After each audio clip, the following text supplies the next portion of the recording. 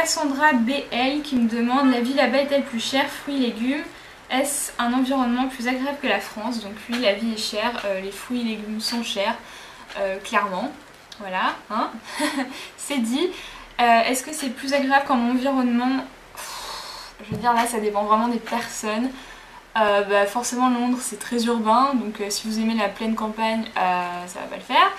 Mais vous pouvez rapidement être dans des super beaux parcs très espacés, Hyde Park, Richmond Park, Regent's Park, enfin plein de parcs qui sont vraiment très très beaux et plutôt grands. Donc il y a quand même pas mal de verdure dans Londres, il y a vraiment des endroits mais super chouettes. Puis même il y a des petits endroits dans Londres où on se croirait quasiment à la campagne. Par exemple la rue King's Road, voilà, il y a plein de petites maisons, des petites rues qui partent et tout, c'est vraiment charmant. Voilà. Et dès qu'on s'éloigne un peu du centre, je veux dire Richmond Park avec la ville de Richmond, c'est vraiment super sympa. C'est près de la Tamise, enfin il y a beaucoup de verdure, c'est vraiment génial. Enfin, moi j'ai beaucoup aimé, mais bon il y a des coins très sympas en France aussi, donc ça dépend des personnes et des goûts. Ensuite il y a Pauline MSSN qui me dit: as-tu fait fi au père? Donc oui. Si oui, oula, j'arrive plus à parler. Si oui, comment se passe l'organisation, la vie là-bas et ton retour sur l'expérience? Est-ce utile de prendre en plus des cours d'anglais ou la vie en immersion suffit pour revenir bilingue? Alors ça j'ai fait des vidéos, une ou deux vidéos je sais plus, sur mon expérience de fille au père, donc je te la mettrai en barre d'infos. Je vais pas à nouveau tout dire, mais tu verras par toi-même que mon parcours a été un peu chaotique. Et voilà, je te dis d'aller voir cette vidéo. Ensuite, est-ce que c'est utile de prendre en plus des cours d'anglais? Ça dépend. Moi les cours d'anglais je les ai vraiment pris pour pouvoir passer ce diplôme IELTS et aussi tout simplement pour rencontrer des personnes. Voilà, ça permet quand même de se faire des amis et voilà, mais bon après encore une fois ça dépend des moyens, mais moi je trouve que c'était plutôt une bonne chose. Healthy New Body qui me demande: est-ce que tu t'es fait des amis facilement? Les Anglais sont-ils plus accueillants que les Français? Alors je me suis fait des amis relativement facilement parce qu'encore une fois quand j'étais fille au père ou à la fac là-bas, on est un peu tous dans la même situation au départ, on connaît personne, donc finalement les liens se créent plutôt rapidement. Et est-ce que les Anglais sont plus accueillants que les Français? Je dirais que oui, mais ça dépend encore une fois où en France et où en Angleterre. Mais j'avoue que j'ai jamais vraiment eu de problème avec les Anglais, et encore une fois là-bas c'est très international, donc c'est pas forcément des Anglais pure souche. Mais voilà, moi j'aime bien l'humour anglais, il me faut plutôt bien marrer. Et voilà, en général j'ai eu des bonnes expériences avec les British. Clara O, désolée pour les prononciations. Conseilles-tu à des étudiants français de faire leurs études là-bas comme première expérience à l'étranger? Alors oui et non, oui parce que c'est vraiment génial comme ville, comme expérience, etc. Et non dans le sens où c'est vraiment très cher, donc voilà, ça dépend les accords qu'il y a avec votre école ou quoi que ce soit. Mais c'est peut-être un peu trop cher quand on est étudiant, je dirais, donc à voir. Hugues Half m'a demandé: ton expérience de fille au père m'intéresse beaucoup, donc encore une fois je mettrai la vidéo en barre d'infos. Amandine Gabory, où as-tu trouvé ton logement et boulot? Alors quand j'étais fille au père, j'ai trouvé sur le site aupaireworld.com, donc je vous mettrai encore ça en barre d'infos.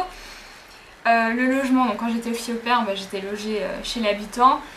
Après quand j'ai dû me trouver une coloc, je l'ai trouvé via le site Gumtree, que je mettrai également en barre d'infos. Et quand j'étais à la fac, c'était une maison étudiante en fait qui était affiliée à ma fac, donc c'est comme ça que je l'ai trouvé. Mais je vous mettrai aussi le lien en barre d'infos si ça vous intéresse. Donc Amchuck Bass qui me demande quels sont les endroits à visiter absolument. Encore une fois je vous ferai un article un peu plus tard là-dessus. Unicorn Healthy, comment as-tu trouvé un logement? Donc ça j'ai déjà répondu. Comment fait-on les démarches pour les écoles? Donc c'est sur le site UCAS. Julie Michas qui me demande: es-tu arrivée en parlant l'anglais couramment? L'adaptation a été difficile? Donc oui, je parlais déjà anglais assez bien. Et est-ce que l'adaptation a été difficile? Pas du tout au début en fait. Moi les coups de blues sont venus beaucoup plus tard parce qu'au début on découvre tout. Donc on n'a pas vraiment le temps de s'ennuyer, on est un peu surexcité d'être dans une nouvelle ville, etc. Moi c'est plutôt 4 mois après que j'ai commencé à avoir un peu des coups de blues, donc finalement l'adaptation a été plutôt simple. French en fit qui me demande: combien de temps étais-tu fille au père? Pas très longtemps. Attendez, temps, octobre, novembre, décembre, janvier. J'ai été 5 mois au lieu de environ 6 mois. Mais bon, c'est une longue histoire, encore une fois je mettrai la vidéo où je raconte tout en barre d'infos. Dans quelle ville? Donc c'était à Londres. Et voilà, comment faisais-tu financièrement? Alors moi j'ai eu la chance que ce soit ma grand-mère qui finance tout ça, autrement ça aurait pas été possible. Some lovely moments of my life. Avec quel organisme es-tu partie? Donc je suis partie via un site, pas vraiment via un organisme.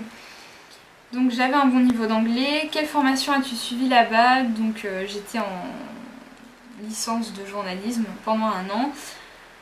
Nanana, donc voilà, le reste j'ai répondu à tes questions dans le début de la vidéo, donc j'espère que tu verras ça. Audrey Color Life, combien d'heures faisais-tu au final? Donc j'imagine que tu parles quand j'étais fille au père, j'en faisais pas mal. En gros le matin, du moment où la petite se levait jusqu'à ce que je la conduise à l'école, et après au milieu d'après-midi jusqu'en soirée. Donc voilà, relativement beaucoup.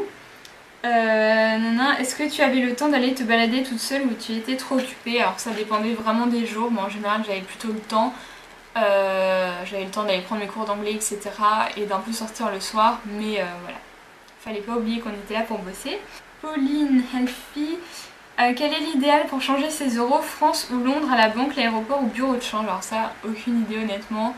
Moi là j'ai fait changer mes sous pour mon voyage en France dans un bureau de change. Je sais pas trop, de toute façon ça change un peu tous les jours les niveaux de taux de change, donc je pourrais pas trop te dire. Chip Still Chic qui me demande, au niveau du transport pour se rendre à Londres et pour le métro, quels sont tes bons plans? Bah, pour se rendre à Londres ça dépend si vous partez de province ou de Paris. De Paris c'est soit avion soit Eurostar. L'Eurostar c'est quand même super pratique, c'est très rapide et voilà, franchement pas de prise de tête. Et sinon bah, moi de Nice je prends l'avion tout simplement, c'est vraiment pas long, en 1h30, 1h vous y êtes et c'est vraiment super pratique. Pour le métro mes conseils, bah, ça dépend combien de temps vous restez, mais sur place vous pouvez prendre des Oyster Cards. Si vous restez je sais pas plus d'1 mois ou 1 mois, quelque chose comme ça, c'est assez avantageux. Et sinon moi je vais prendre là des Daily Travel Cards, donc en fait c'est des tickets de métro qui sont valables toute la journée, vous payez environ 7 ou 9 livres, je sais plus, et votre billet vous pouvez l'utiliser 15 000 fois dans la journée. Voilà. Pareil, je pense que tu vas prendre une chambre dans un hôtel, donc que conseilles-tu?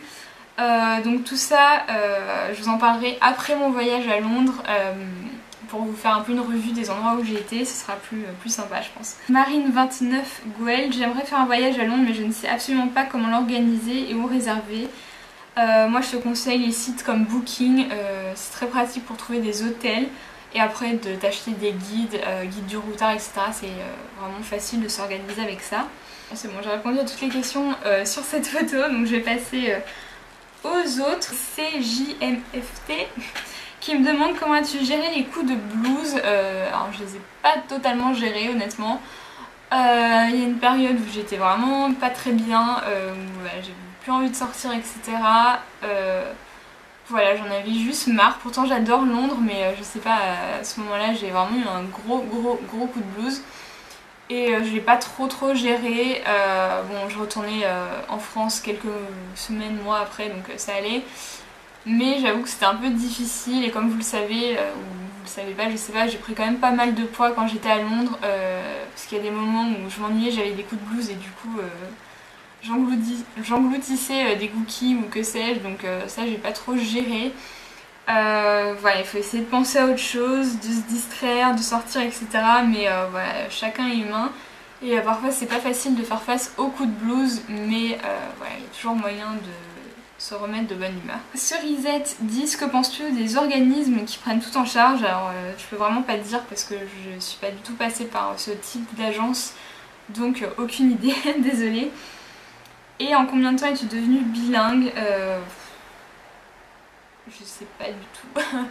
Je pense que les 2 années à Londres m'ont beaucoup aidé, donc je dirais, je sais pas moi, parce que j'avais déjà un bon niveau, donc je veux dire il faut au moins 3-4 ans je dirais pour devenir très bonne en anglais. Ever Without My Lipstick 01, je souhaite habiter à Londres dans 2-3 ans, penses-tu qu'il est préférable d'habiter d'abord en coloc ou dans un appart vu le prix de l'immobilier? Lors de mon séjour à Londres il y a quelques jours, je me suis rendu compte qu'un simple appart coûtait au minimum 350 livres par semaine. Donc c'est ce que je disais au début de la vidéo, c'est méga cher, encore 350 livres, ça doit pas être dans des très bons quartiers. Faut faire attention à ça, donc honnêtement je sais pas. Peut-être passer par une coloc au début pour réduire les charges, mais ouais, c'est vraiment super cher, donc à voir. Audrey Bran, y a-t-il d'autres solutions que l'université pour étudier à Londres, moins coûteuses, comme nous en France les BTS ou écoles de formation, nanana? Aucune idée. Honnêtement, je sais que... Enfin, moi je connaissais que les systèmes d'université, je sais pas du tout s'il existe des BTS ou ce genre de formation en Angleterre. Je peux vraiment pas répondre à ta question, je suis désolée. Clémence PRT14, je suis déjà allée visiter un site qui envoie des jeunes en tant qu'au pair aux US et en Australie, mais il y avait des conditions, avoir le permis, un certain nombre de gardes, nanana. Était-ce pareil pour toi? Et peux-tu nous donner des détails sur les frais? Donc oui, je sais que pour les US par exemple, il y a des conditions d'avoir le permis parce que les distances sont beaucoup plus grandes. Moi il n'y avait pas de ces conditions et comme je suis pas passée par une agence, les conditions c'était les familles qui les donnaient, c'était pas le site. Donc ça dépend vraiment et les frais bah moi j'en ai pas eu parce que je suis passée par un site qui était gratuit. La dernière question, Pauline Good Life, j'ai tellement de questions là. Ma question est, est-ce que ce voyage t'a permis une plus grande ouverture d'esprit sur le monde, les gens, car Londres est réputée pour avoir une culture assez tolérante? Oui, sans aucun doute. Voilà, changer de culture m'a vraiment ouvert l'esprit, m'a permis aussi d'être plus tolérante. Enfin, en règle générale, j'ai toujours été quelqu'un d'assez tolérant. Mais voilà, de pas juger les gens, de les prendre comme ils viennent, parce qu'il y a vraiment de tout à Londres. Comme je vous l'ai dit, il y a vraiment de toutes les cultures, donc c'est vraiment super enrichissant. Et voilà, juste de vivre à l'étranger, de voir une autre façon de vivre au quotidien que celle de la France, c'était très enrichissant.